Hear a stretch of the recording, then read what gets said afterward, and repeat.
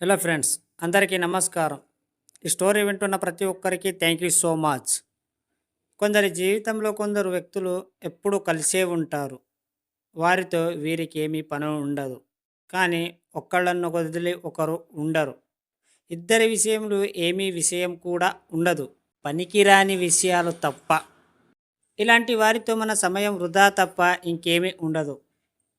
మీరు మీ జీవితానికి మాత్రమే సమయాన్ని కేటాయించండి. గతంలో చెప్పుకున్నాము, మీ సర్కస్ మీదేనని. మీ సర్కస్లో మీరు ఉన్నారు. ఇలాంటి వాటినన్నిటికీ దూరంగా ఉండండి. ఇతరుల సమస్యని మీ సమస్యలుగా భావించి సమస్యల చట్రంలో ఇరుక్కోవడం మూలాన మీ భవిష్యత్తు దెబ్బతినటం జరుగుతుంది. బాధ్యత మాత్రమే వహించండి, సెంటిమెంట్ వద్దు.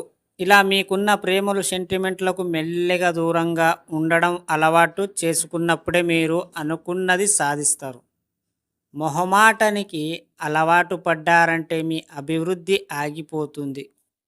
ఇది చదవడానికి కొద్దిగా కటువుగా ఉండొచ్చు, కానీ ఇదే నిజం. మీరు మీ లక్ష్యాన్ని సాధించాలనుకున్నప్పుడు దేనిపై మొహం ఉండకూడదు. అడాల్ఫ్ హిట్లర్ హిట్లర్ మామూలు వ్యక్తి కాదు. భారతదేశ యుద్ధం తాంత్ర విద్యాల్ని నేర్పించినవాడు. స్వాస్తికను తన జెండాపై చిన్నగా పెట్టుకున్నవాడు. అంతటి వాడు చిన్న తరగతి నుండి దేశాధ్యక్షుడిగా ఎన్నుకోబడినవాడు. ఒక ఫ్రెండ్స్, మీ లక్ష్యం వైపు దూసుకుపోండి అంతే. ఏది కూడా మీరు ఆలోచించకండి.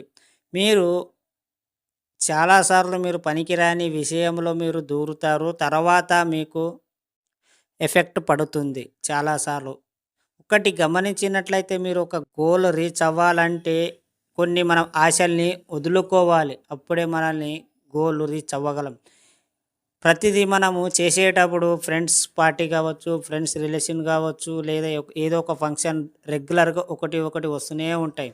అలానే అన్నిటికీ పోతే మీరు ఇక్కడ మీ లక్ష్యం మీరు చేరుకోలేరు. అందుకే చెబుతున్నానండి, పోండి కానీ ఏదో తక్కువ సమయం కేటాయించండి అంతే. మీ లక్ష్యం మీద ఫోకస్ పెట్టండి, 100% సక్సెస్ అవుతుంది. మీరు ప్రతి దానికి మీరు లక్ష్యం పక్కన పెట్టి మీరు ప్రతిదానికి ఎంజాయ్ చేయడానికి పోతే అది సక్సెస్ అవ్వదండి.